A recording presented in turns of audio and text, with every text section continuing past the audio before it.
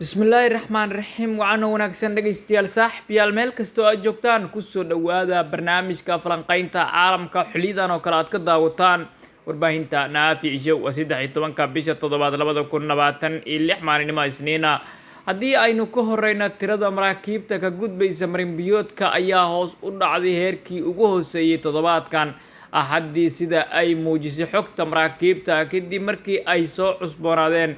weerarada u dhexeeya Mareykanka iyo Iran iyo sidoo kale weeraro lagu qaaday maraakiibta bariga dhexe taas oo sare u qaaday walaaca amniga 6 markab oo kaliya ayaa maray marinbiyoodka axaddii sida ay sheegtay xogta raadraaca maraakiibta ee KBLER taas oo ah tirada ugu yareyd 5 toddobaad ee la soo dhaafay sida ay warisay Reuters.